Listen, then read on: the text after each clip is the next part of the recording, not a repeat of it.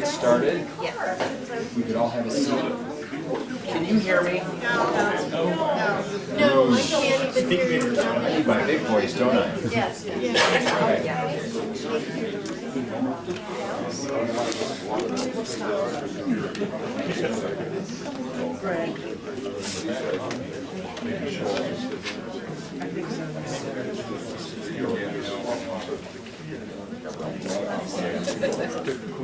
Okay, I'm just going to wait for these folks to sit down and we'll get going.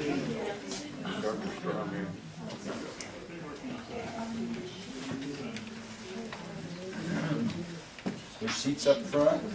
I see. Good.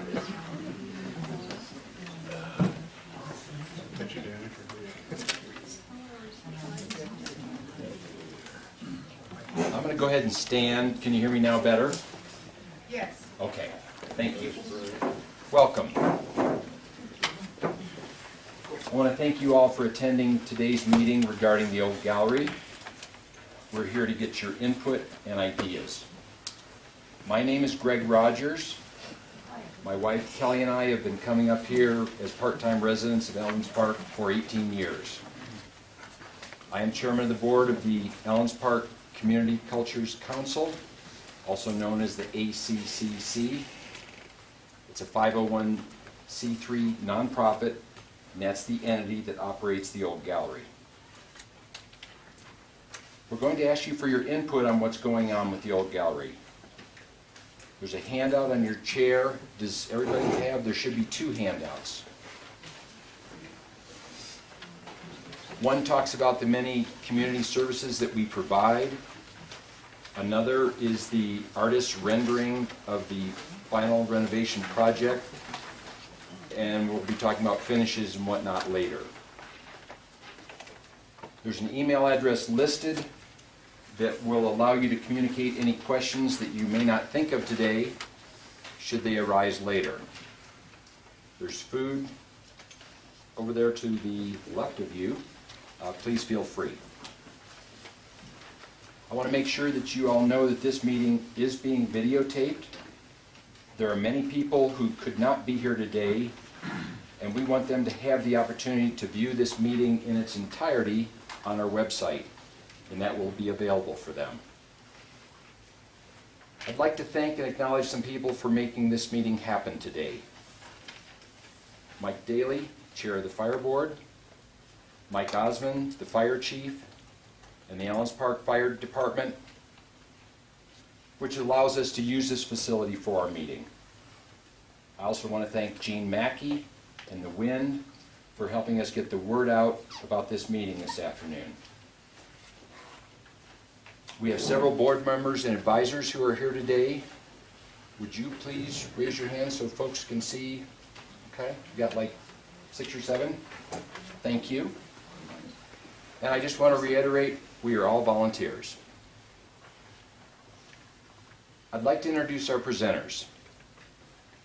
Mr. Don Shalibo has been associated with the building renovation since its infancy. Don worked as a commercial construction manager for big projects during his career, commercial and otherwise. He offers expertise as our chair of the building committee, and he is our construction manager. Robert Kerr, to my hard left, right, former board member and current advisor, has been associated with the ACCC for over 6.5 years. And Mr. Mike Daly, local architect and consultant to the old gallery. There will be 2 opportunities for you all to ask questions. We have an agenda format, which I think you all should have in your hand, and your input is appreciated.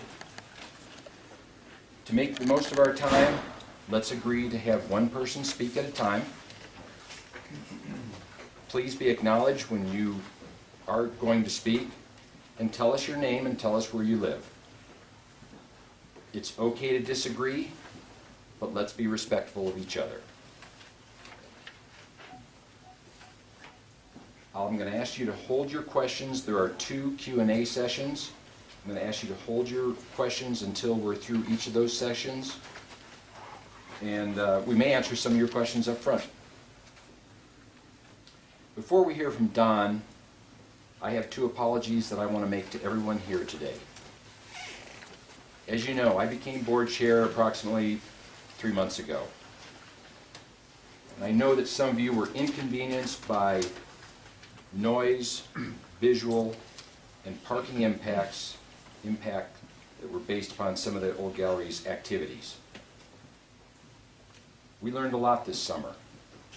And what I will tell you all is that we will not have another summer like last summer, period.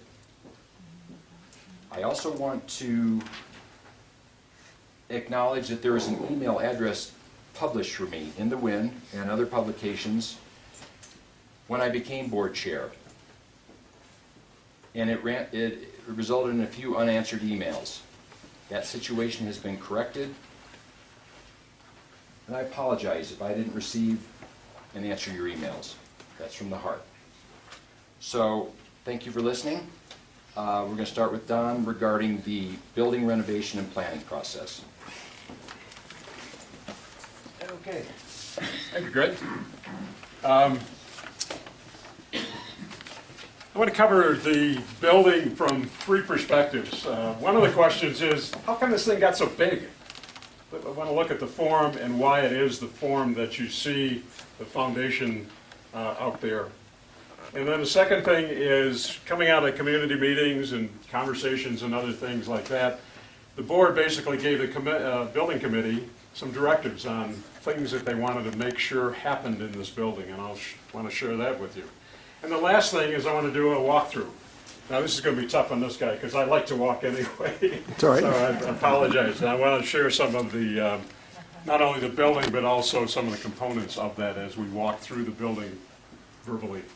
It's going to take a little while before you walk through physically. So, anyways, but let's start. How did this thing get to be the size that it was? I think you all know the size that it was previously, and if you got a picture of it there, it basically was this. Well, part of the problem is that when you look at the gallery, it's really a community center, and as a community center, it's not a lot of things, but it is a lot of things. It's not a house, it's not a restaurant, it's not a church, but yet it's little pieces of all of these things. It was a retail store for many, many years. It still has a little piece of retail in it. The problem that Boulder County had, and frankly we all had, is in order to build the building correctly in accordance with Boulder County codes, you need to know what it is. But when it's so many different things, they finally just said, here's the occupancy, and build it to public building standards. Now, that's easily said in a single sentence, but actually over a 2-year period, there's an incredible amount of dialogue back and forth, principally between our architect and the Boulder County folks, to make sure that what was evolved was what they needed. But one of the first things that happens, and I'm sure most of the folks here had gone into the gallery bathroom in the old gallery, you know that doesn't cut it. As a public building in particular, there has to be a men's and a women's, but they also have to be ADA, American with Disability Act, which means you have to be able to get your wheelchair in there, wheel around, and feel comfortable. That is a big bathroom. I mean, not huge, but it's much larger than what it was there before. Now, in addition to that, going up to the second floor, even I, as short as I am, used to bump my head. Now, you need a real honest-to-goodness stairway that goes up, and preferably a lift. A lift is not an absolute, but if you want people who are disabled to be able to enjoy the second floor, you need to have a lift. So we have a lift in there. One of the other things which, maybe because I'm the builder side of it, but if you remember the heating unit that was in there, it's like a little apartment unit in the back end of one part. That's not going to cut it for the building. It didn't cut it back then. You need an actual mechanical room, so you have space. In our particular case for this building, it's radiant heat, radiant floor heating, so you got to have a boiler, you got to have pumps. There's also the main power coming into it, the electronics, the telephone, all that. You need a mechanical room. You also need some storage. Now storage, you say, well, that's convenient, and the gallery certainly had chairs and tables and that all the way around it, but it's also a safety and fire issue. because most often those were sitting in front of something that should have been an exit or would have made it very difficult to get out of there. So if you put all of those pieces together, you end up with an area which is roughly 30% of the existing gallery. And I say existing, the old one. So if you are not going to change the size of the old gallery, you're going to lose 30% of the building before you get started. Well, then somebody says, hey, isn't it, well, you know, let's think about how we do things around here. Most everything we do with food.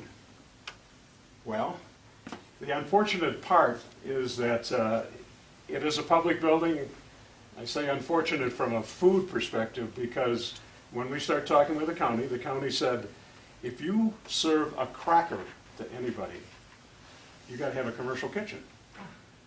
Now I'm going to a little bit of an extreme, but it's true. If you serve anything, because this is not a private club, this is not even a church congregation, which sometimes they let you get by without that.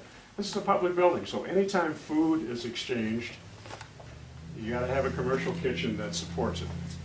So kitchens are sizable. I'll tell you a little bit more about that. We actually have two kitchens. We have we call the working kitchen, and then we have the social kitchen. The social kitchen handles the ability of potluck food to be put around. It's great for the community cupboard because the food is stored at that point along with a couple of refrigerators. The center island that will be in there is you're able to distribute food and things like that. And frankly, I think it's going to be like my kitchen. You grab a cup of coffee and you sit there. That's just the way a lot of people communicate. That's why we call it the social kitchen. And it's got a nice window looking outside. Okay, so the two pieces of this now take up 60% of the old gallery. That's 2/3 of it. The only thing that would be left are the two wings and what was upstairs. So that's the reason why the building, rather than where it was before is roughly here, this piece was added onto the back, and you can see the proportions. You lose mostly the gallery itself. And that's why it got pushed out to the end. And then some very wise person, me, said, you know, that's cheap space.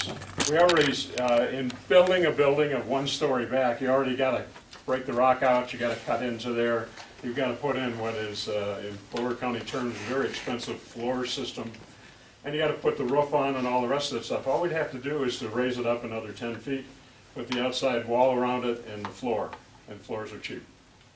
So I said we'd get a lot of space for a very little amount of money.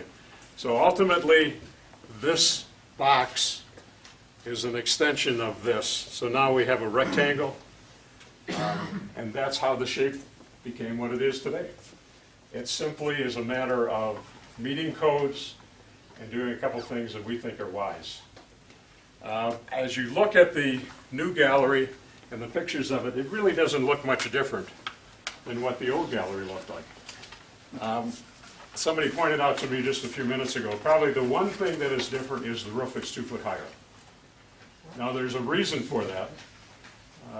We do not have in the design any more columns like used to be in the old gallery.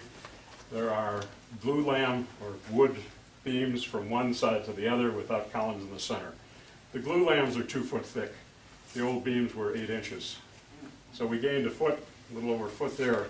And we also have increased the roof line, the roof slope, because it's good engineering practice. The old one, from the perspective of snow load, was not very good. And somebody pointed out, the very wise person who did the original rendering way back when, actually showed the roof line the way it's going to be now. But personally, I don't think 2 feet out of 28 feet is going to be much of a difference. But the front of the appearance of the building really is going to be very, very similar. So that's the shape. And then what came out of the board's direction to us? Well, there were a few things, one of which is make the building flexible. I will say that 35 years ago when I built my house, that what I was looking for and what I'm looking for today in terms of things that I want to do, have changed a whole lot. This is at least a 50-year building. There's going to be a lot of things changing in here, and I'm telling you, I'm not going to be around because, and I think there's a lot of people here that won't be. My kids or my grandchildren, if they're still using the place, are going to be looking for something different than I'm looking. So the building has to be flexible. Now, flexible, nowadays when you build a house, they talk about flexible space, which really is pretty wide open space. So most of what we have, both within the first floor and the second floor, is a lot of very, very open spaces. A lot of flexibility. There's flexibility in electrical systems and electronic systems and the heating system itself and things like that too. So number one, that was what they said, make it flexible. Number two, meet the codes, don't play the games. Right. Number three, let's be good citizens. This is a very energy efficient building. It's the right thing to do. It's a Colorado thing to do, but it also is the right thing to do. These walls, and I'd be glad to show anybody the pictures of it. The floor itself, we were just talking about when you're going to pour the concrete for the floor. Well, you've got gravel, you've got insulation, you've got concrete and more wood, and the final wood on top of that. The floor section is about that thick. The walls are about this thick, and the roof is over 2 feet thick. And this is insulation. It is a highly energy efficient building, not only in that, but also in the lighting, just the systems in general. And then the fourth thing, which they said was, excuse me, I'm losing my place here. So one of the things that I don't know how many people came up to me originally and says, make this look like the mountains. No glass, no aluminum, no bunch of stuff like that. We know you've built a lot of things, but don't make this look like it belongs someplace in the city. Make it look like the mountains. So those were the 4 directives that we as a building committee were working under. Okay, so what came out of that in terms of the drawings? What I'd like to do is to visually, if you would visualize what I'm talking about, walking through the building, coming off of Highway 7 up the walkway. But I'm going to use the term ADA quite a bit. I mentioned American with Disability Act, basically handicap. Now this is pretty personal to me, not that I'm in a wheelchair fortunately, but 2 years ago, if any of you remember my wife in a wheelchair, she had surgery on her ankle. I learned a lot. When we came to the gallery, I had to find somebody to help me pick her up onto the porch. And then I had to find somebody else to pick her up to go into the gallery. And then if she wanted to go to either one of the wings, I had to find somebody else to pick her up 2 more stairs. And it was a lot of fun going in that bathroom. And she never did make it to the second floor. The old gallery was terrible in terms of being a comfortable place for people who have problems with walking or are in a wheelchair. We have to meet ADA, but it's also the right thing to do. So as you wheel up the front walkway, you're going to go onto a porch, which is no longer a deck. It's concrete.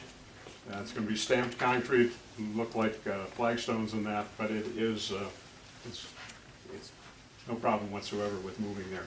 By the way, you'll be able to walk, or you wheel right through there, through an ADA threshold, which is about that high, into the main floor, and every place in the entire gallery is accessible to you without any help. Every one of the bathrooms, every one of the rooms, going up to the second floor, every space on the second floor and coming down. And in fact, if there's any kind of a problem and you have to get out the back end, there is a stairway back in this area that doesn't show. The stairway itself is built so that somebody can help carry you up and turn a wheelchair around in those. So again, the building will be that way. So as you walk in, you walk across the porch or wheel across the porch down to the west side, up along where will be the handicap parking, up to the back of the building. There'll be sidewalks at that area, back to the playground, to the picnic areas, back in there, come on around the east side, and come down to the patio, which is in the quadrant, the northeast quadrant. There'll be a patio for people to enjoy coming off of the kitchen. You can wheel down a sidewalk from there back onto the front porch, and that's the outside of the building. Very accessible at all areas, and it'll have good light at night. The type of light that is not troublesome to neighbors, but it's not going to be like, I don't know about anybody else, but I stumble out of there a lot of evenings, not because of other reasons.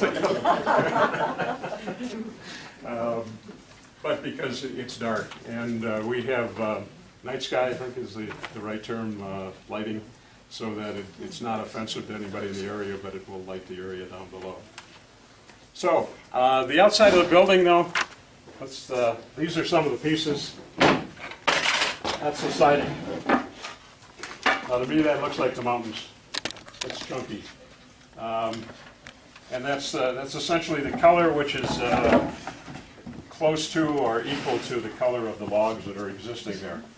The windows themselves, and you can all come and look at this later on. I don't have a window yet, but that's the window colors.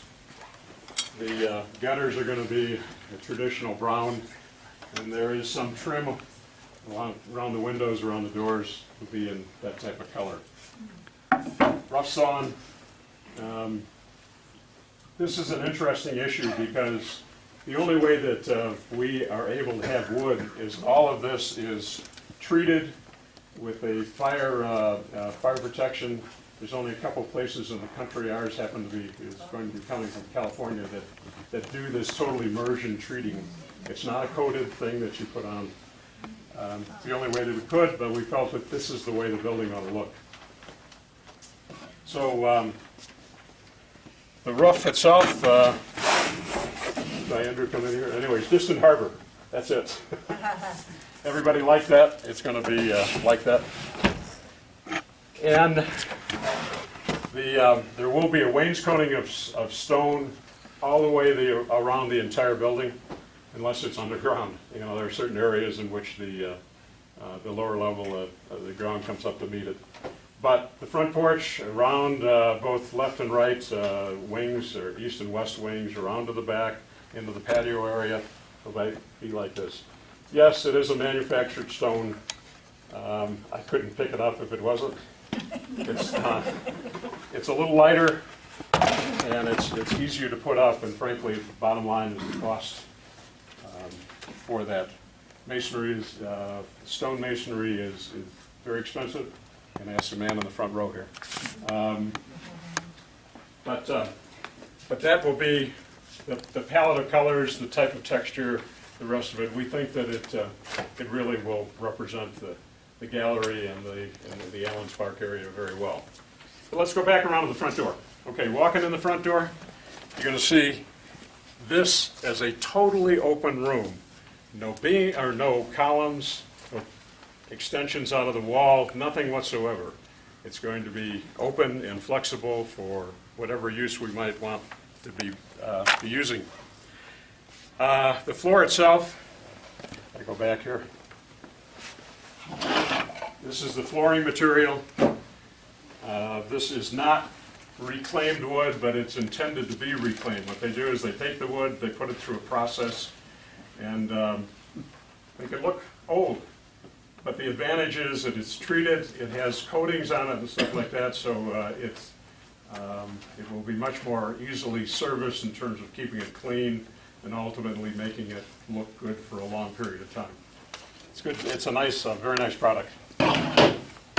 The walls themselves, the wainscoting, everybody wanted barnwood, except Boulder County. We don't have barnwood. We have a red cedar material which will be rough sawn, random width, and immersed in the same coating that the outside siding goes on, so it's fireproof. That's the only way they would allow wood of that type in the area. But I think it'll be very nice. Again, it'll look like it belongs up here. The walls up above it are drywall. This is not necessarily the color.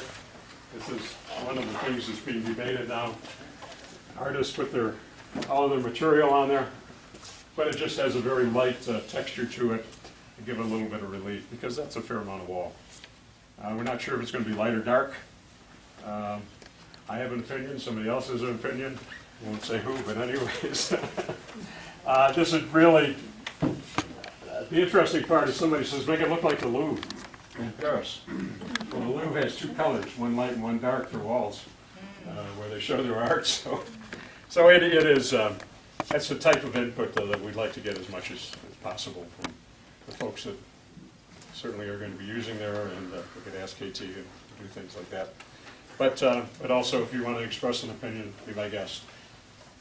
The rest of the area is going to be lit with LED lights. It's very, again, energy efficient, but it's going to give a nice uniform level of lighting.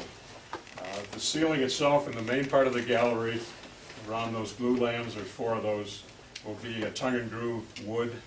So again, it'll give it a nice feeling for the area. It's not a ceiling like this, nothing wrong with this, but that's the things that I'm trusting nobody wants to see in the main area. The wings are exactly the way the wings are now, except the lighting will be a lot better. So then, going from there down into the support portion, after the stairwell itself, we'll have a concrete floor with a grit texture. It's just easier to maintain. Classic stuff, bathrooms with a little bit of ceramic tile, wainscoting and walls. The kitchen itself, the working kitchen, is a commercial kitchen. It's stainless steel all over the place. Stainless steel counters, commercial appliances, stove, dishwashers, prep sinks, dirty sinks, and things like that, refrigerators. It'll be epoxy coated for keeping it clean. The outside portion of the social kitchen will be a little bit softer, a little bit nicer, more like, again, most people's kitchens back home. Let's see, what have I missed? I think that's most of it. Excuse me, do you want to talk about the community food share and the food bank Uh, part of it, the kitchen? That's a good point. The community cupboard area will be in the social kitchen. Along this wall will be the storage area, which will be enclosed, capable of being enclosed with like a rolling door. And then the large island in the center, and a couple refrigerators. In community cupboard says you will not mix community cupboard refrigeration and public refrigeration. So we have 2 refrigerators on that side, 2 refrigerators on this side. It's going to be a very nice place, and I have, because the current community cupboard action happens where I call my office, which on that Wednesday I leave, because with all the people coming in, but there are a lot of people who are have difficulty with mobility, and this is going to be so much easier for them to get into and to get their groceries and other things and get out. So I think it's going to work out well. This is the window actually in final form is down to this end, and the patio that I talked about is actually a semicircle with the ground moving upward from up towards the higher elevation at the cabin. But it'll be nice space outside. The stairs I mentioned, as well as for the Type 1 hood that's in the kitchen, which is a big deal. Type 1 hood requires an an outside air handling unit to make sure you get all the bad stuff out. Cooking, if you're cooking bacon or you're doing something like that, Lynn, you've been there, done that. Anyways, that's sitting out in the outer area, and the stairway that goes right up to the cabin, and the cabin elevation of the ground will be the same as it is currently. So, anyways, if you walk out of here, walk up the stairs to the second floor, or take the lift, depending upon how you want to get up there. The second floor is a little more commercial looking. It's got carpet on the floor partially to keep it quiet, for the users there as well as any noise going downstairs. It's got 4 enclosed rooms. One is a bathroom. That's the 3rd bathroom in the facility.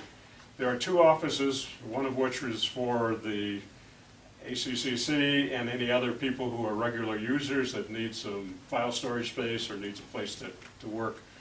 And then the second office is intended to be privacy. Like now there are counselors, and every time I come in on Thursday, the counselor has somebody new, so I think the service is being appreciated. But you need, like that's another one on which I get kicked out of my office. That's the way it should be. But anyways, they need privacy, and so this office will provide them privacy.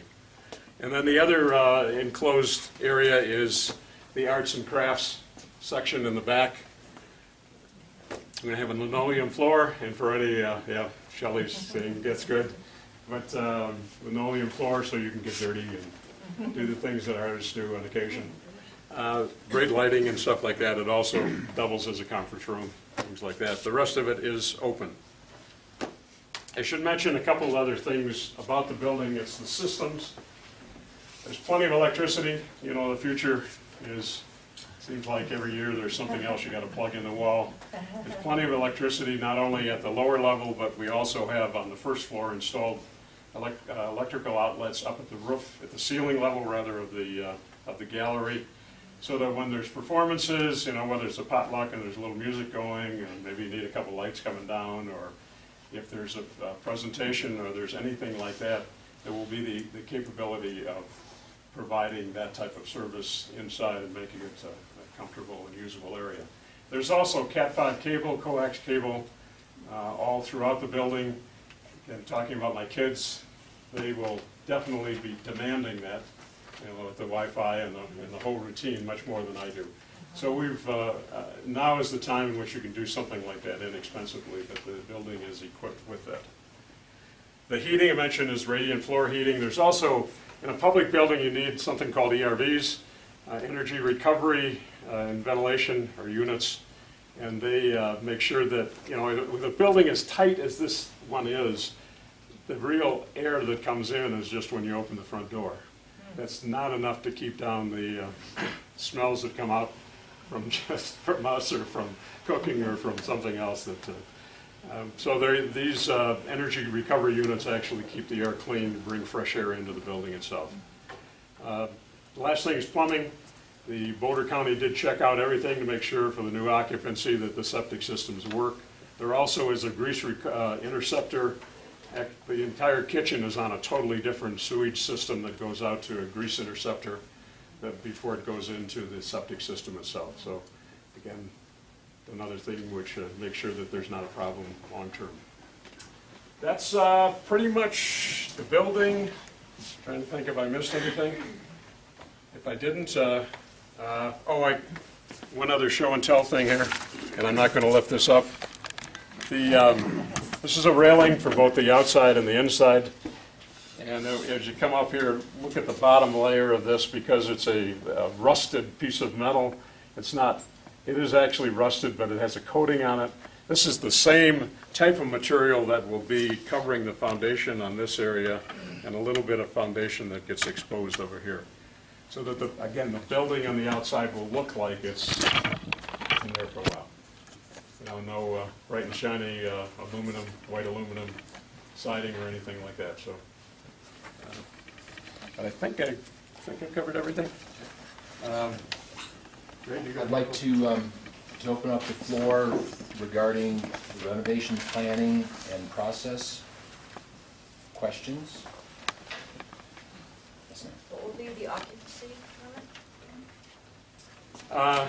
That's not an easy thing to answer, because each little piece of the building has a different occupancy level. Repeat the question. Robert, what's the final number of the summary? Can you repeat the question? I'm sorry. The question was, what's the occupancy of the building? And the majority of the building would be an assembly class classification under the Boulder County Land Use Code. It's And 86. 86 is the total. The reason I hedge about that, the assumption is that each area has a certain occupancy level. The first floor has one occupancy level, the kitchen another, the second floor another. Summarize all that up, it's 86. The assumption was that the average use in the building would be no more than about 50. But it is, it was planned for that 86 number.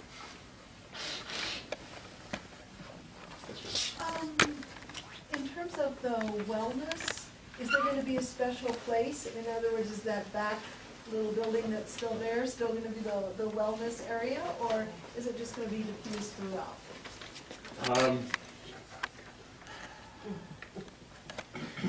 The question is the wellness center going to be completely remain in the cabin, or will it be in front? Part of that area, as I understand it, is the counseling and the issues that have to do with a one-on-one relationship with others. That's intended to be on the second floor. in this office So it's area. not just counseling, it's any kind of wellness? Yes, any type of, That- And then the yoga classes presumably would be in a different place? right. Yeah, And this, now that was a debate because I'm not into yoga, but some people said, I don't like carpet, other people said, I like carpet.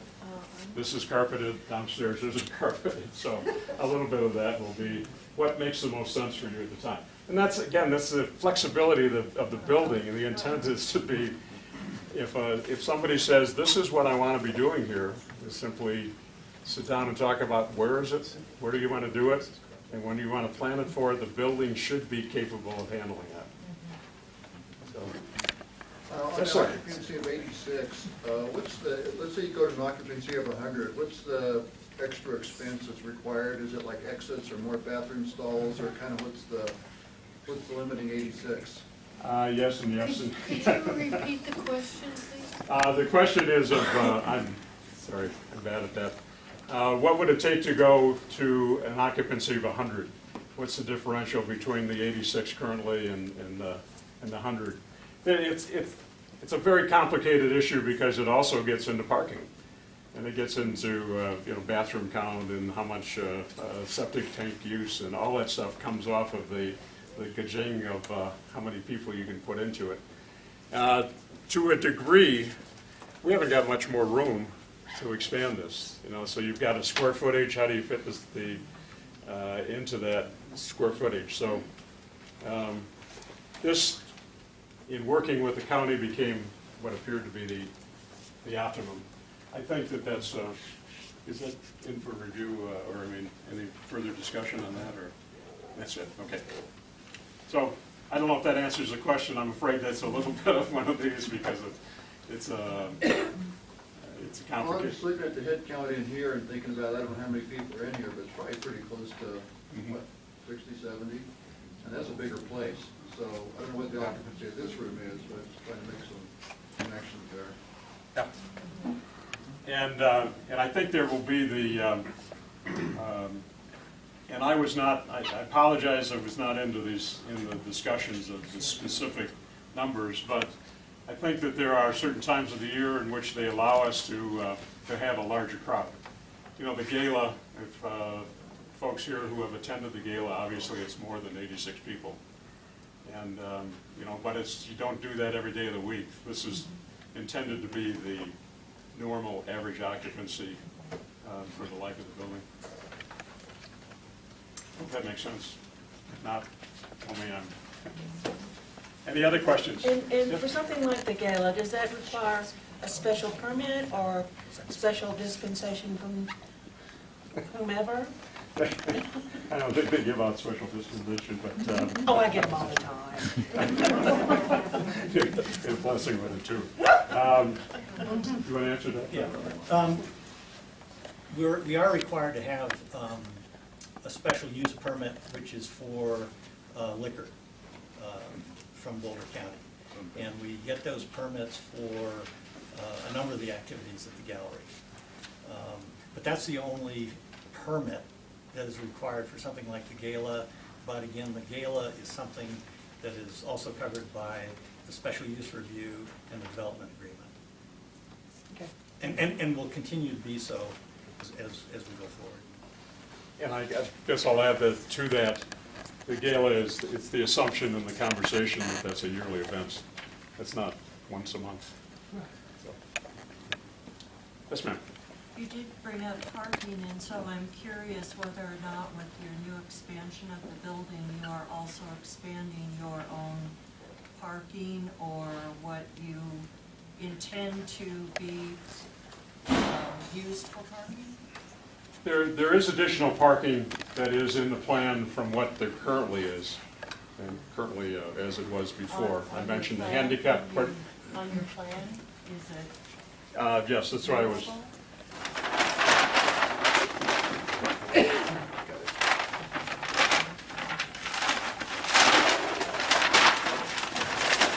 I don't know if this is, number one, the parking along the front of the building itself has been increased and improved, and also ADA parking there. we go up to 17 at that point, but there's parking around the back for the handicap, and there also are 2 parking areas over by the current porta potty. So anyways, it comes up with 17, and I'm not sure what we have now, 12 or something? 11, anybody? 12, I think. 11 or 12, so, yeah, I mean, it's not, it's actually more than they required. Really? Yeah. For Yeah, 86 people for special permit, and you're not required to have any more than 17 parking spaces? Is that what I'm understanding? No, you to say? I'm just Yeah. surprised because, I'm just surprised. It's, how do I answer this? Because I don't disagree with you. For most of the time, that 17 is fine. Most of the time. But for the special events, I think that we're going to have to probably work a little harder at finding parking. Well, I guess I'm just thinking, parking for public buildings or for commercial buildings, isn't it based on the occupancy? Mm-hmm. So it doesn't matter if it's not used by 86 people all the time, they would be required to have parking for 86 people. Is that, am I in error here? It's and the question is, if it's an occupancy of 86, shouldn't we have parking planned for 86 people? Well, if it was a commercial building that is occupied every day, and it's an office, and it was a consistent amount of people every day, then yes, you have a relationship of, Mike, do you remember what the number is to the number of parking, Like 1 to 2 or 3,000 something? square feet. Yeah, and it's based on square feet and things like that. We're different because the use is so all over the place. The maximum occupancy is more to make sure that your plumbing systems for special events and your use of other things for special events are maximized. But parking, unfortunately, is one in which they take a different view. And I don't And know, it's because we have a you're- secondary problem. I'm not sure where the parking would come from. Yeah, and it's because you're a special thing and you're not a business or Correct. anything else. This is a tough issue, and I'm not going to kid anybody. Those of you that know me will know I'm not going to pull any punches on this. It's just a difficult issue. I'm just trying to understand because, Robert, you have Yeah, give it a shot. if I could add a couple things. We've asked this question of Boulder County, and I've been in some of those meetings, and I can honestly say, I really have no idea how they figured this out. Because I asked the question, well, isn't it, square footage, so many parking spaces, occupancy, so many parking spaces? And it's not, it's a much more complicated formula, and so what we will have to provide to the county, because we will be going through another special use review, is our estimates of how the building is going to be used, and it's got to be down to what time of day, how many people during that time of day, as much accurate information as we can provide them to determine what the parking load is going to be. And I would love to be able to tell you what that formula is, but I've not been able to discern what that is. In addition to the on-site parking, we do have an arrangement with Colorado State Patrol to use approximately 18 spaces on Highway 7. On Highway 7? On the shoulder of Highway 7. so will they be painted No, out? no, they won't be marked. Oh, They're marked. And it's in the area where the shoulder is really extremely wide, and we've parked before. And we have an arrangement with the U.S. Forest Service for our larger events to use the lot adjacent to the transfer station. The transfer station and that adjacent lot is Forest Service property. And so those will both be available as well. Comment was made, yes, there were more than 18 people that were parked along the edge. I think I was the last one. It was might have been 20 or something, but no, it's I think that the point is that they will allow that to be used during events. How come they won't let them use it, the highway, Hilltop Guild? I suggest going and talking to the Colorado State Patrol. I mean, it's basically. Take that on, Kathy. Yeah. Yes, sir. Because they may allow that. I have a question, sorry to take us off parking, but what about the cabin in the back, it's a quaint little, beautiful little cabin?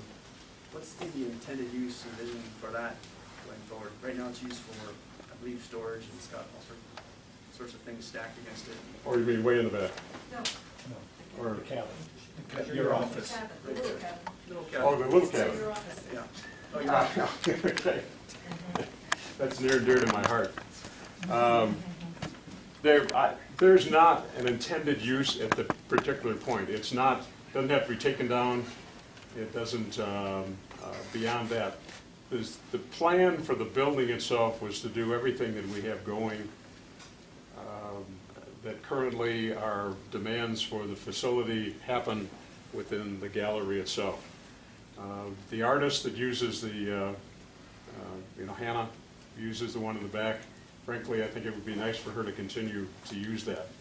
But in terms of having a planned use for it, I don't think there's a planned use because I don't believe that there's going to be a demand. Right now, obviously, there's a high demand because that's it. That is the gallery. So I don't know if that answers your question, but there's no intention to demolish it at this point. There's no intention to do beyond the fact that to keep it maintained and keep it up. So. Yes, ma'am. How many special events do you have? Robert, you Per thought about year. that? How many social events? Yeah. That's, I can't give you a firm number on that because we don't know what kind of activities we're going to have in the future. And we certainly are going to continue to have the gala and the Hogapalooza and some of the Run Like the Wind and events like that. But is there kind of a limit through Boulder County on what you can do with something like that? Yes, there is now under the existing special use agreement. Which is what? I think it's 4 events.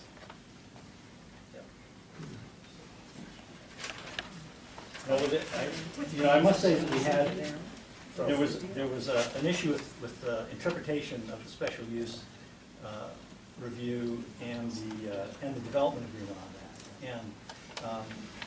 And when we negotiated the development agreement, the provisions for the larger group activities was a function of the limit we had on the existing building, right? The existing building, since it didn't meet code, we were limited to 49 people, and we had these larger events. And the county said that since the larger events were primarily outdoors, they would let us do that. And we interpreted that as saying that there wasn't a restriction on events that were outdoors. But that interpretation on the part of the gallery turned out to be incorrect. And once we learned that, we understood that. But in all the negotiations we had with the county on the development agreement, it was based on how could we use the existing building until we built the new building, but accommodate some of the larger events. Any other questions? We have time for one more question. Someone? For the fire safety, do you have a cistern or do you have a sprinkler system? We do not have a sprinkler system. It's frankly, it's not required. There are exits. In fact, here's the 1, 2, 3, 4, 5, 6, 7 exits from the building itself. I'm going to take a sidebar to something here because we asked about 2 weeks ago at my suggestion, can we limit the exit to what's the normal amount of exits in terms of the devices that go with those. Now, to understand what an exit is in this building, you have not only panic hardware to get out, but you also have the exit lights, which are run off of the main system. Normally, they also have a battery backup in case everything goes down. And then there is outside of the door itself, there is an emergency light that will light up the area on the outside. That's good for 25 below zero. And so all these things, it's about $1,000 a door plus the door itself. So, I said, hey, can we, and they said no.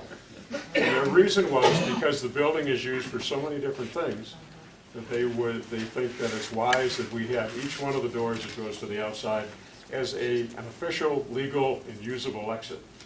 So part of what comes into that, the same thing is true for the second floor. There are several ways to get out of the second floor.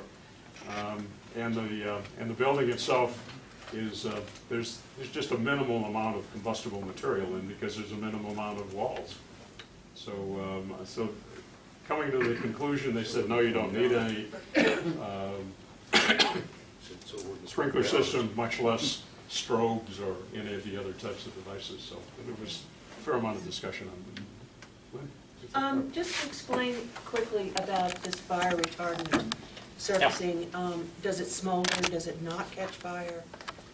You said there's a small amount of combustible material inside the building. Yeah. Is that along with the walls? I know you say you have sheetrock, and is the flooring fire retardant also? No, it is not. And is that a composite material? No, this is regular wood. Okay. Yeah. So it just explain what this fire retardant material means. The fire retardant itself, as I mentioned, it's made fire retardant by a complete immersion in a chemical that allows it not to burn. It's not supposed to smolder because obviously smoke is the thing that kills people, not fires. So it's something that prevents it. It's interesting to me because most of the, as a neighbor of mine up in Cabin Creek, wiped out almost all of the trees around their house so that it didn't have to, they could use wood in the exterior of the house. You know how many trees we have around the gallery? There isn't any. But they nevertheless said, again, public building, this building needs to be up to whatever the class is that we're at. Same way with the roof and the whole thing. So no, it's not intended to smoke. It's not intended to do any of that stuff. It's intended just not to do it. Now on the inside, we have drywall covering most of the walls that are there, and most of it is our exterior walls with the drywall behind it. It's because the red cedar is an applied material on the face of the surface of the other wall that it is treated differently. It's a wainscot in the true sense of that word. So I don't know if that's explaining to you, but it is. The inside would burn before the outside burned. If there were, say, a horrific fire in the kitchen, Yeah. that couldn't be contained. Probably true. That's not the intent, but yes. No, I understand that. Yeah. That was not my intent either. I was just curious about the materials, is all. Yes, ma'am. I'm just wondering about the square footage of the completed structure. I couldn't find it, maybe I missed it. I'll give you an exact number. Gotta have my cheat sheet here.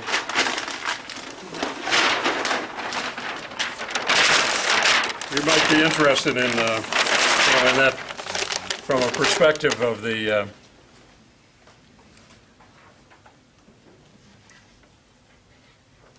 4,971 square feet.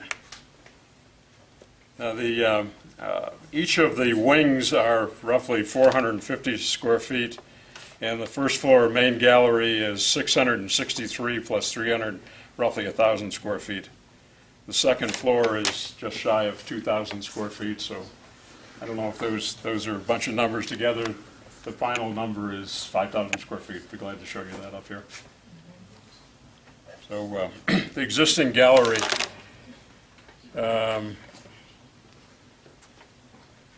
was 3,200.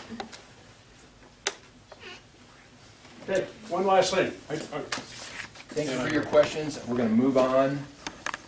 Robert Kerr is going to discuss the old gallery's performing arts programs. I'm going to add one last thing to this. Shoot. And this is from Don Shelabo, builder, et cetera, et cetera. The one thing that I tried to do from my own perspective is make this building usable for 50 years.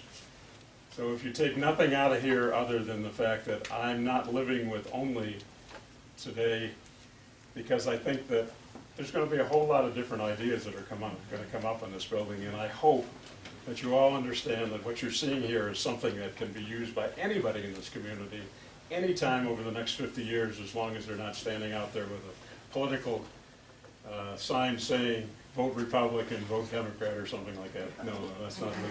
But just about anything else. So the building has to be capable of doing tons of things, and that's what this building is about. And that's the builder side of me, so. Gotta look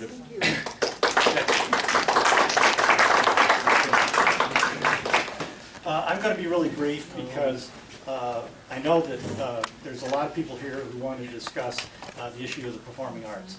And we could talk about almost any of the programs that are offered by the Old Gallery, and I encourage you, if you have any questions or comments about some of the other activities, I mean, feel free to ask those questions as we go along.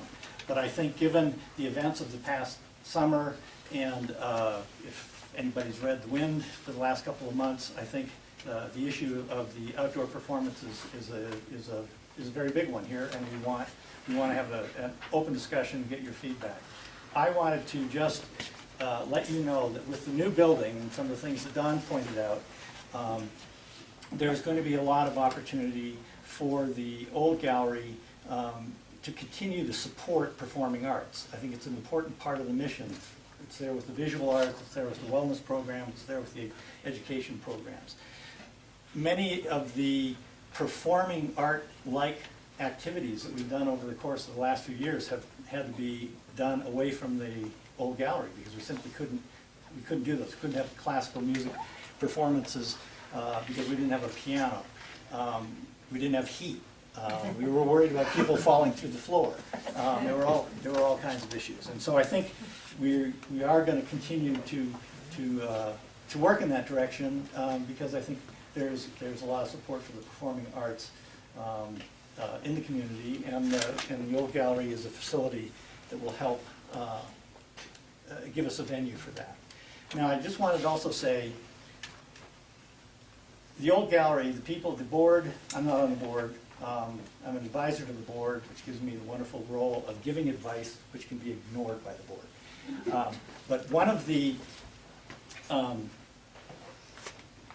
I wanted to lay out for you that the board sincerely learned a big lesson this summer from the community. And we have tried to categorize as many of the issues that were raised by the outdoor performances that occurred this past summer, from the direct impacts to neighbors to the more indirect impacts, and to try to get a sense of what the general community's feeling is about having that as a venue for that kind of an activity. We still have a lot more to learn about that, and it's one of the reasons we're having a meeting like this, to try and get as much input from you folks as we possibly can. The board is in a process of researching now what some of the alternatives might be to try and mitigate some of the concerns that came up this past summer. There are no decisions that have been made. We're in a process of trying to gather information to see what is possible.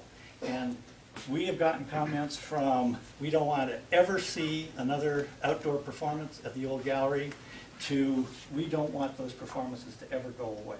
So there's really nothing in that continuum that we can't address in what we're trying to do on our research. And so I just wanted to emphasize that there have been no decisions made about what's going to happen with outdoor performances or how they would be conducted if we went ahead with them. So please understand that. And we are trying to be as open as possible to getting your input and comments on that. Now, one of the big issues was sound and the disturbance that sound caused to the adjacent neighbors. I want to have Mike Daly, who has worked with an acoustical engineer, talk a little bit about some of that research briefly, and then I'd like to throw it open to the floor for any comments and questions you have.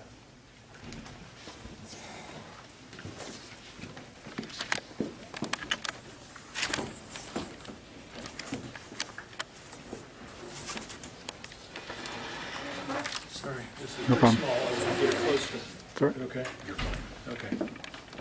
So Mike Daly, I'm a local architect, was not involved in the gallery design, just been involved in the research that the gallery's trying to do on the feasibility of if they were to build a venue to address the sound lighting concerns, what could be the options. I've worked with an acoustician, acoustical engineer, but essentially a scientist that deals with basically the reflection of sound and how you can use it to your advantage and how you can control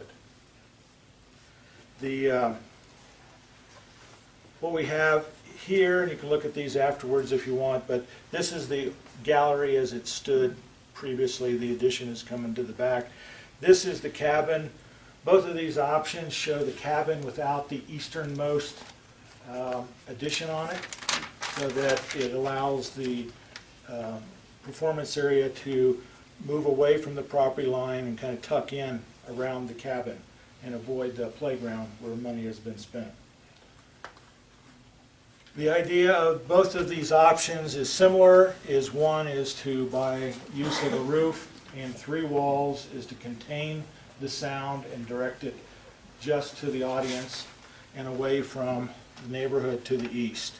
So both of these kind of light tan areas represent an enclosed structure with side areas where the light would be controlled, the sound would be controlled and projected out to the audience.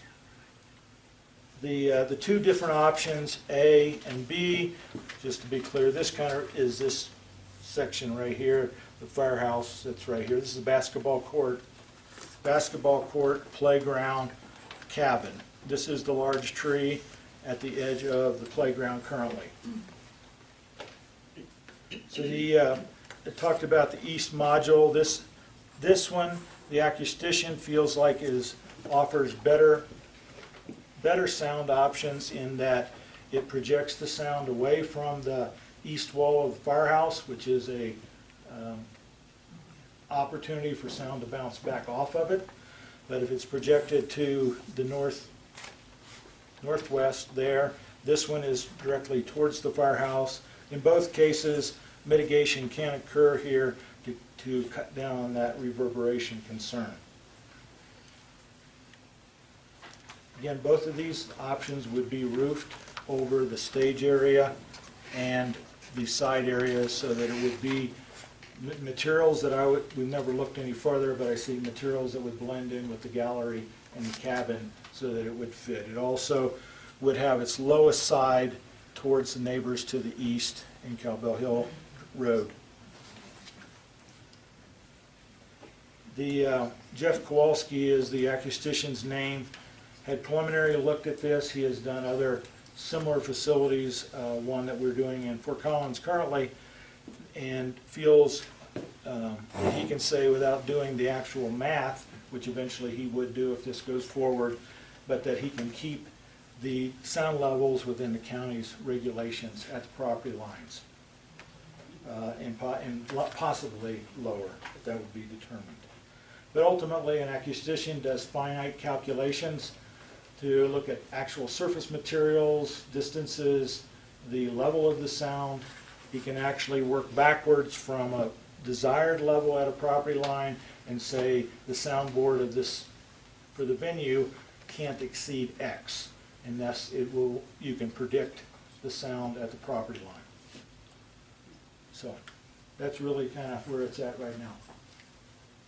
Is that a permanent installation, or would it be removable? These are envisioned as permanent installations.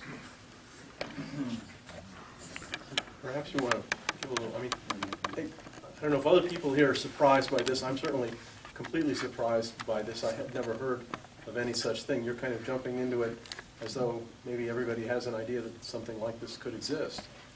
Maybe you'd want to explain a little bit about more what we're seeing here. I mean, I see some lines on a piece of paper, but what does it look like? What is this, a big sound shell thing? I can't. I think that's yet to be determined, Doug.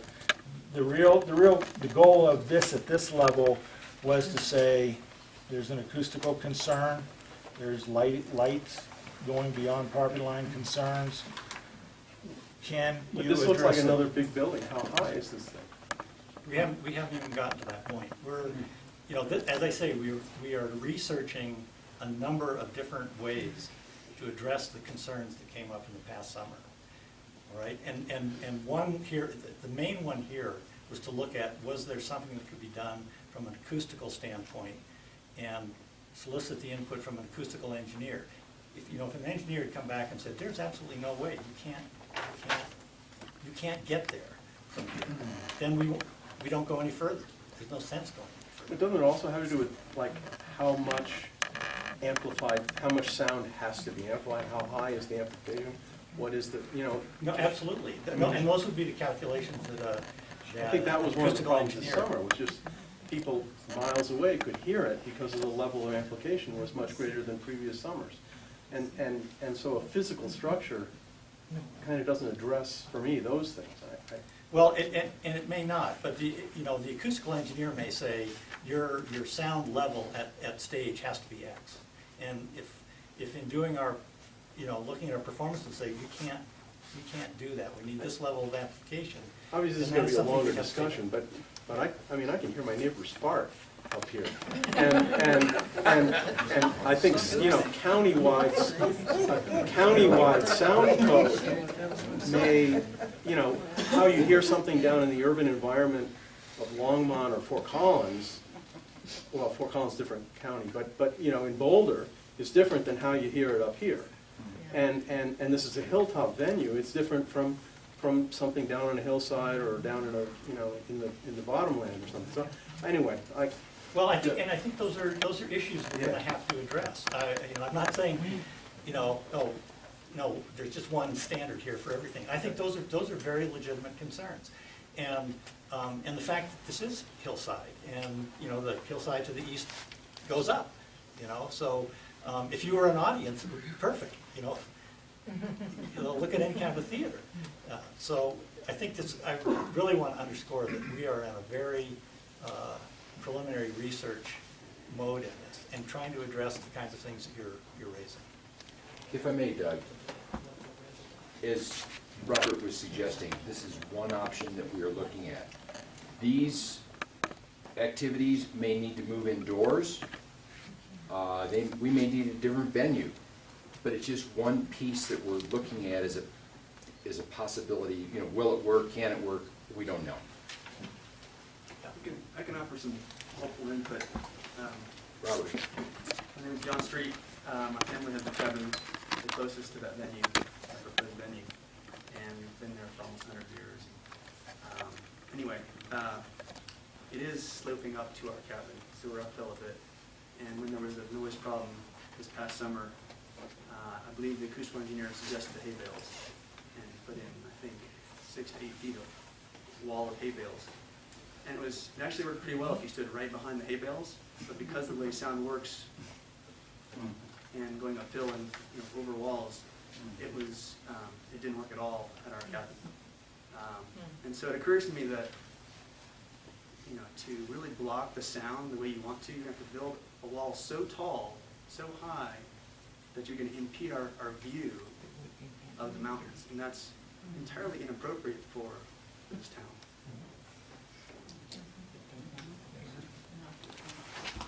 In the back? I just want to add to what you're saying. There are, and I've been in stages, in performances for many, many years, but there are wonderful, new, and it's getting better all the time, acoustical boards that actually absorb sound. There are now acoustical boards that actually will direct sound in a specific direction. And if you angle those in the direction of the absorbers, you get very little extra reverberation, because this is a problem not only here, but in many locations, whether it's an indoor or outdoor. The acoustics and the types of boards and the materials that are used for building is just incredible. I would just like some assurance that, even though this is in a conceptual phase at this point, that whatever does go forward, that the community has input. Well, one of the questions I have for you is, what is the best way, what's the best vehicle for us for that? Is it holding meetings like this? I Is think it- this has been wonderful. Okay, It certainly provided us with a lot more knowledge than we had when we walked in the door. okay. Well, I would think this is something we'd want to continue, and really on whatever kind of frequency you think would be necessary for you to have an opportunity to be part of that process. Well, I think that if, especially concerning this, if the board comes up with several different concepts and they feel comfortable with one, that they would call it a community meeting to explain them all and get some input from that point of view. Well, I think that's for sure with that, but what I would like to see is more community involvement in developing the concepts. Okay, so John's point about, okay, how tall does this thing have to be, and when does it block the view? What's our limit from your perspective as a neighbor? When does that become, Right. when does that become an issue? Well, we need to know that. We need to know not what the building code says, we can build an 8-foot fence or a 10-foot wall or whatever. We need to know what, when that becomes an issue for you. And so we welcome you into that process. Now the board has to come up with a way to make that possible. I think we will continue with these meetings, for sure. But I think we need a mechanism and a means of communicating so that your input, we can get your input and we can let you know what stage we're at the research, what kinds of things we've found out. And so that helps your decision-making process as well. Well, as a landscape architect, obviously, I would want to know what this is going to look like. I have the same concerns as this gentleman and this gentleman, and how it impacts our community and the view corridors and all of that. So No, absolutely. I No, would be absolutely. willing to provide some of that input in the planning stages. You're recruited. Oh, shoot. I have to tell you, there's not a paycheck with this. Yes? One of the things that I've enjoyed most about the old gallery and the processes is it's an open door policy. Anybody can get involved, anyone can have an idea for special events. My husband and I thought it would be cool to have historical Chautauqua. So we tried that for 3 years and the community didn't respond, and that was okay, and you move on to the next thing. Any person in this room can say, hey, I'd like to have an XYZ, and if we've got the facility and enough people who are interested, hot damn, let's move forward. What I am excited about with this meeting is there are a lot of new faces here and people who have great concerns and opinions, and we may not have been the best neighbors through the process now, but for heaven's sake, join the board, join a committee, be a part of what we want this to be. There's nothing stopping anyone in this room from being more involved. That, to me, is the beauty of it. It's not a by membership only. You know, it's an interesting point you raised. When the old gallery was formed, when the Allenspark Community Cultures Council was formed, incorporated, its primary mission was to provide a facility for community activities and programs, not to necessarily be the sponsor of those activities. And that's why the first goal was to acquire the old gallery building. I mean, that was the thing that was the driving force. We said, okay, here's a very diverse group of people that came together and just sort of said, this could be a good venue for community activities. Let's secure the building, and then let's make it available to the community. And so we did that, and we all stood there waiting for all the groups to come rushing up and reserve rooms and do things, and that didn't happen. And part of that was because the community had never had something like that before. And so the board was more involved in getting activities and programs going. Now, as the organization has evolved, many of those programs are run by people who, that's their interest. They want to do something. Kat runs the Run Like the Wind. You know, we all sort of stand around and say, okay, Kat, what do you want us to do? Because she felt that was an important thing. And I think we'll have more and more of that. We would encourage that. Yes. So, back here. On the special use review, my understanding it does cover the building, but does the same special use review cover the sound and light issues with the performing arts? Yes, the special use review would cover everything that's gonna go on this property. Okay, so will you have to have your alternative decided upon by the time you go to the special use review in terms of restricting the sound? Yes. And do you know when the special use review is supposed to occur? No. We won't, I mean, until we've answered those questions, we wouldn't initiate a special use review process. Yes? Question, if this is gonna be somewhat of a semi-permanent area back there where the performances would be, rather than have these megaphones that are pointing out someplace, what about having some kind of high-tech, pole every 10 feet with a speaker in it or something that just keeps the sound local, rather than, a couple big speakers up where they might be set alongside the stage, kind of the drive-in movie approach, Yeah. That is consistent with the other project that, on my day job, that we're working with this acoustician on. It is a venue in Fort Collins, and it is called Dispersed Sound, so that there is smaller broadcast points along the way, so you're not trying to overwhelm or make sure the back row can hear it from the stage. So that is a concept that could be or if this goes forward, that could be used. One little headsets. Mike, if I can interrupt just for a second, because I was with Mike when the acoustic, whatever the right term is, acoustical engineer came. And it was interesting to me, again, I've been concerned with this type of thing, not with a performance center, but with sound waves. And just as you mentioned back there, certain sound levels go around things, and certain sound levels are like light.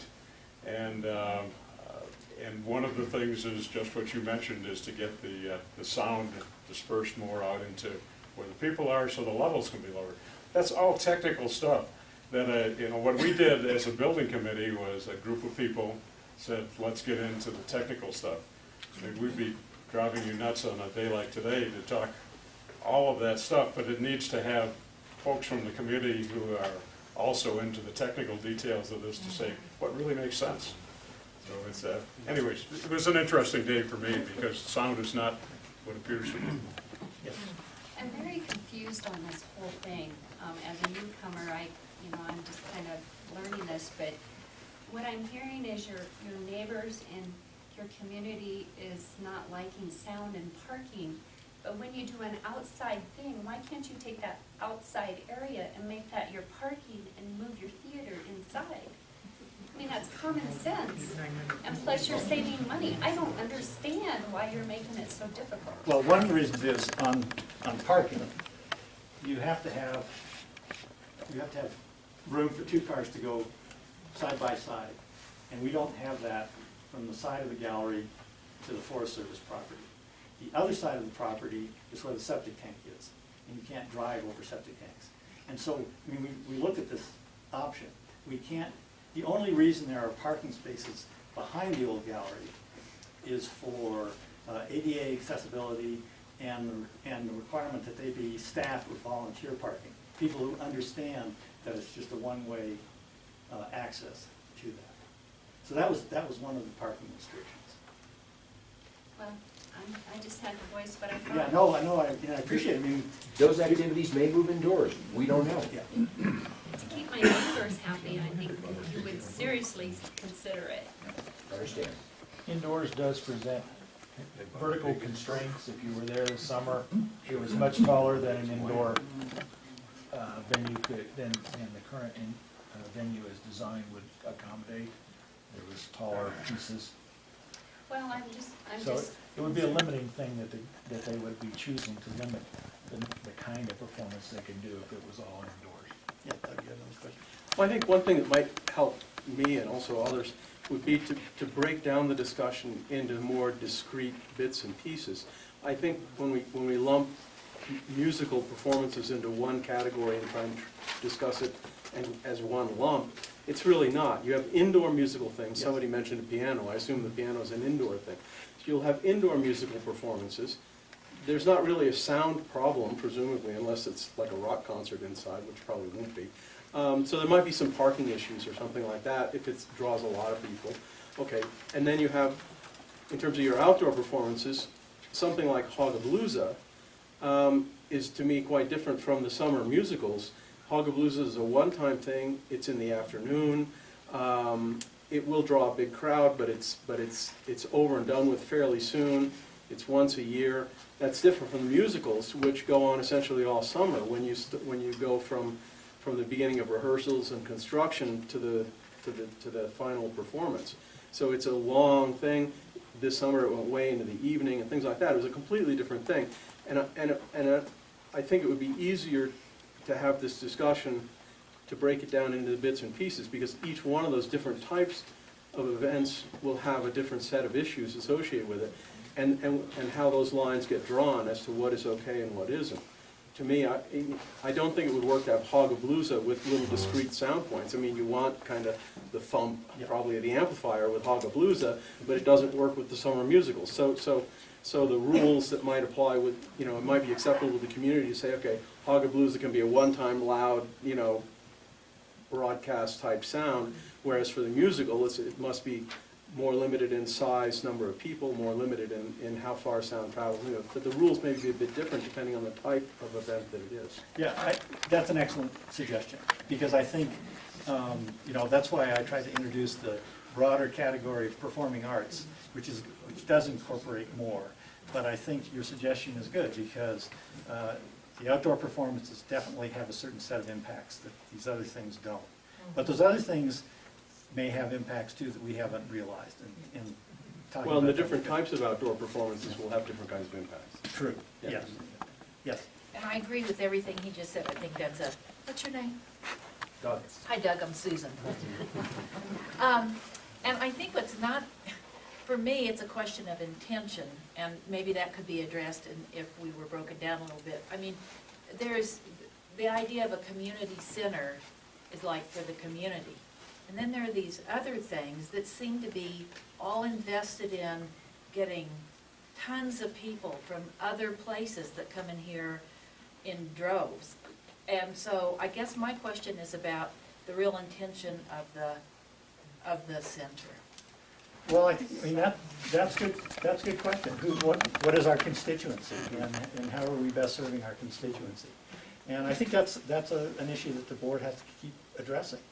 The official service area of the Allenspark Community Cultures Council is really the fire district, all right?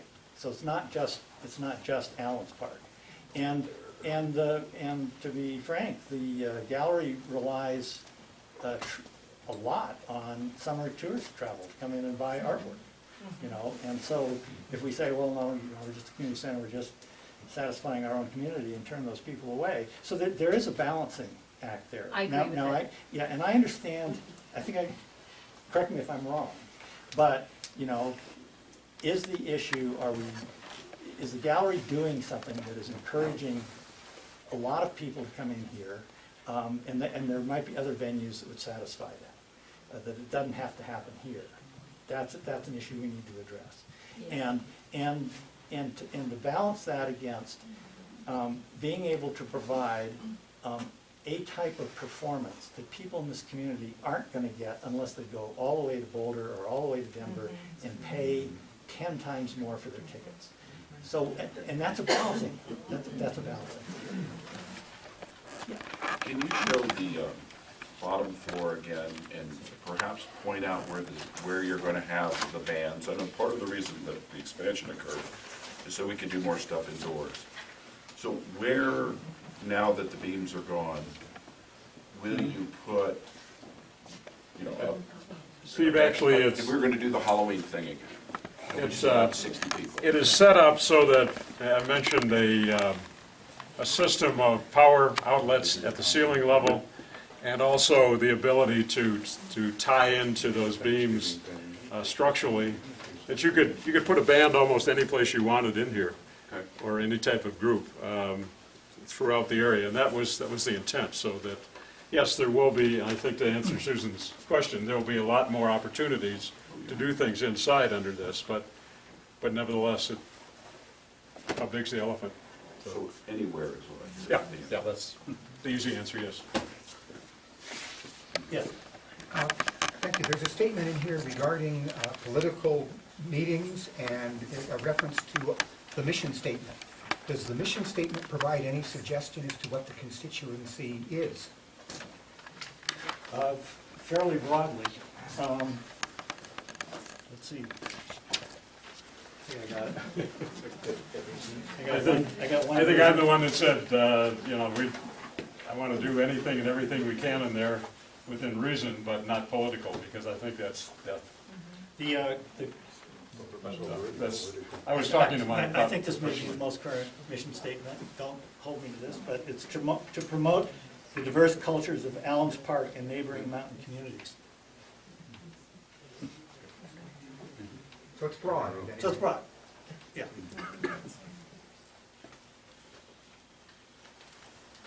Yes, please. Well, this goes back to your, to Susan's question of the intention of the center, which I don't really think was addressed, other than to say, you know, it's evolving.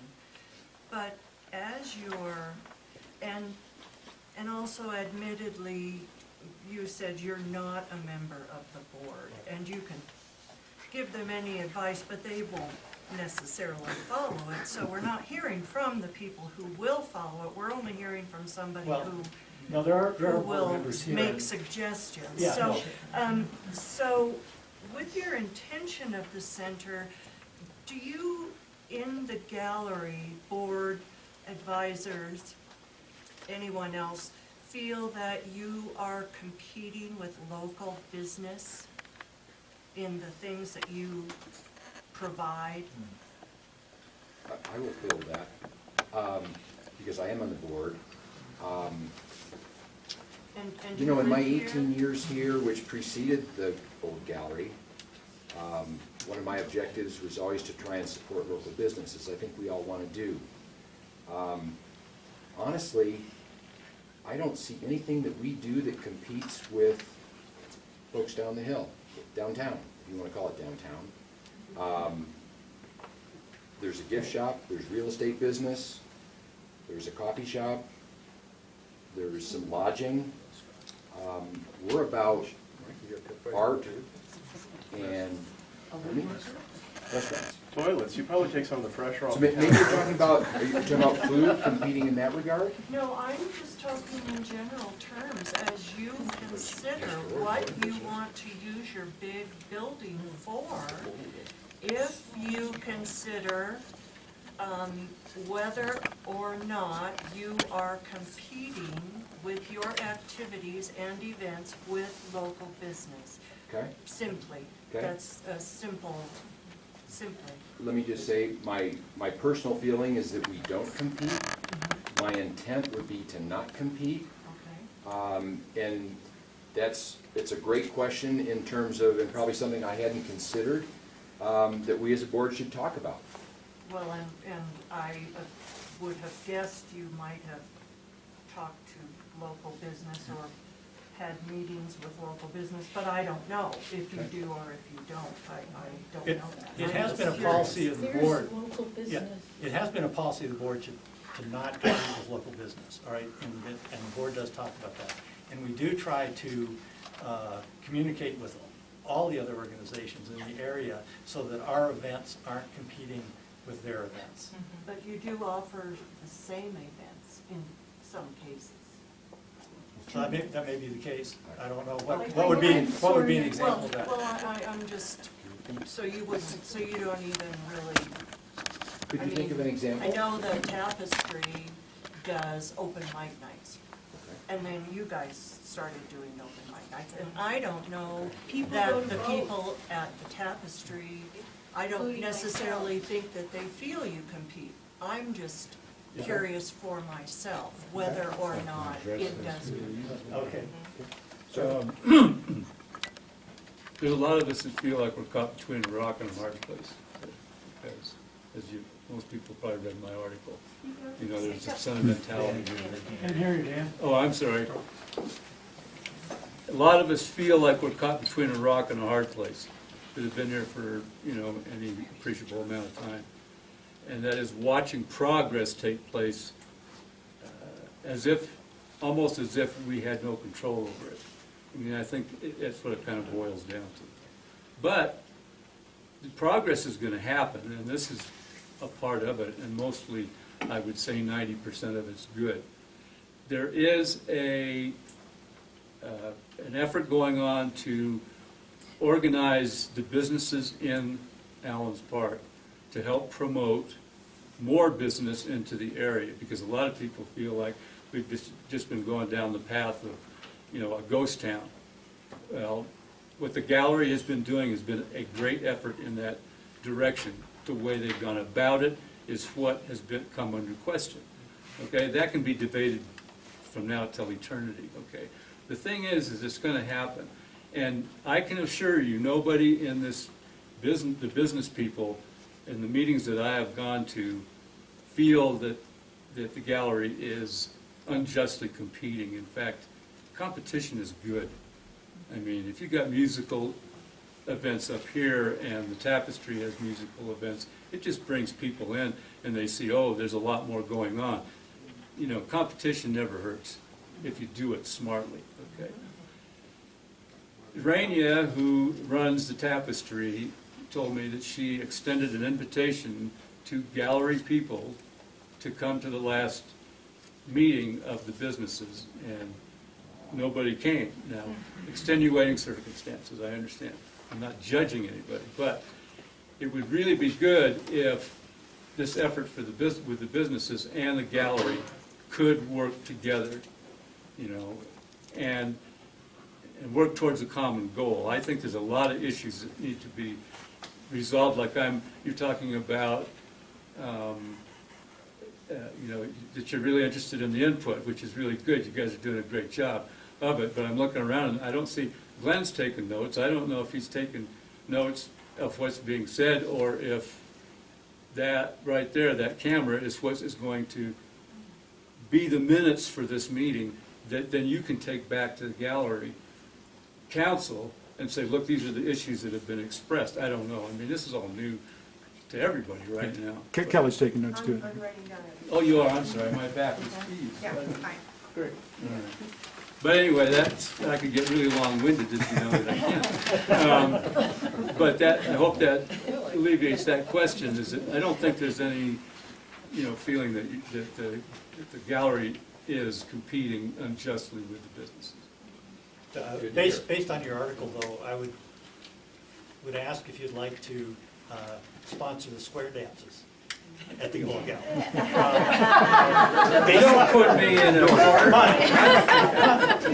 We don't want you to feel any pressure, but we've got some dates lined up.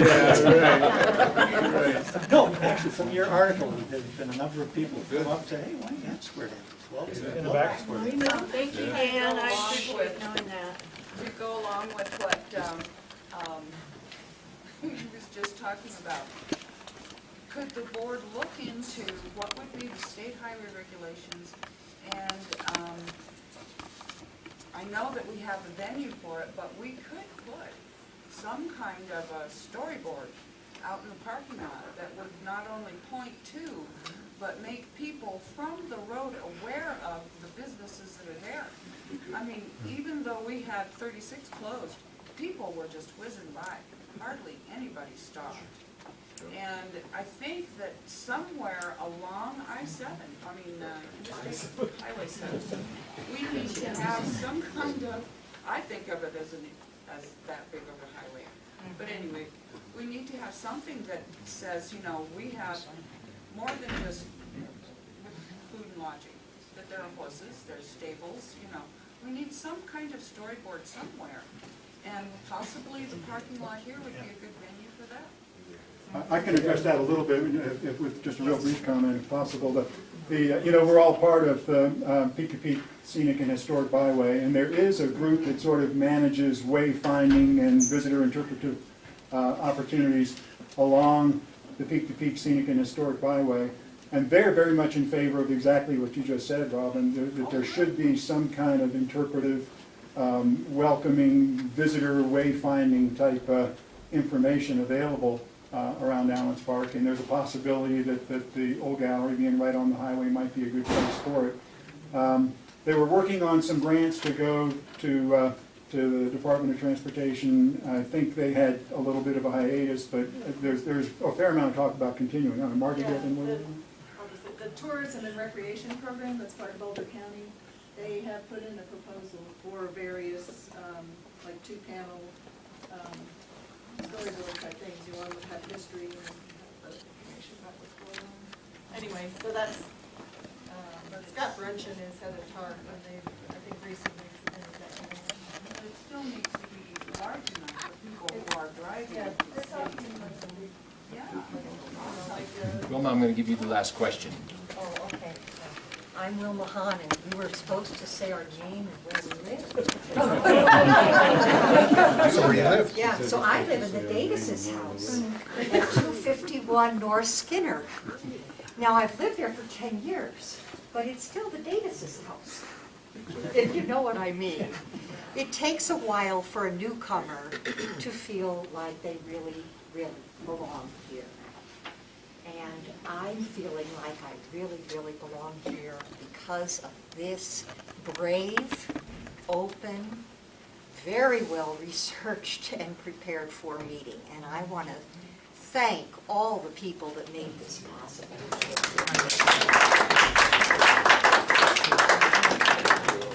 And my comment was about the multiple purposes of the gallery. It's astounding. It really is like if you build it, they will come.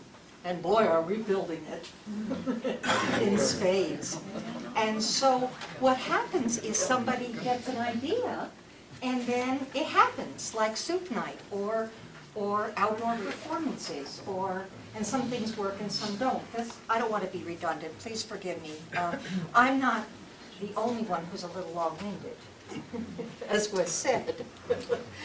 But when I got my favorite volunteer job, which I've been volunteering off and on, more off than on, I must admit. One of my favorite ones was working with Linnea on the outdoor performances and grading the people who came. It was such a heartening experience. I do understand that droves of people and droves of cars are not, need to be managed in some way, and I have every confidence that we will do this. With all this technical knowledge and all this desire to make things work, of course we will make it work. Or move it indoors. I'm not predicting anything particular. But I wanted you to know what it meant to Allenspark. The people who came, my first question as I escorted the seats, have you ever been to Allenspark? No. But I sure want to come back. What have you got in this town? And we have that map that you made, Glenn. So we showed them all the businesses and everything. If the gallery had been able to be open during those performances, the artwork that we would have sold would have been enormous. Because everybody. Did you consider selling it at another venue in Allenspark? Well, we already have a venue. It was But you didn't then. Oh, I mean, I'm just asking. Oh, it was closed on that, on those days because of reconstruction. Otherwise, No, you said you could have sold tons of Artwork, and made yes. money, and did you consider selling it at another place? I'm not sure I understand. I meant to promote the artists who want to show their work at the old gallery. I was talking of that artwork in particular that would have been available to the people who asked me if they could go into the gallery and buy art. They also were told about the other stores and places, like, as much as we have time to talk about, they all learned about the Guild, they all know about the shop, they were told about the cafes, they didn't know we had a 5-star restaurant in town. So it was a very, along the lines that Danny was speaking of in terms of there's going to be progress anyway, let's do it together instead of in opposition. I've talked too long, I'm very sorry. I want to thank you all for your attendance. We appreciate your input. Please continue to watch The Wind for future updates, also our website. This meeting is adjourned. Thank you.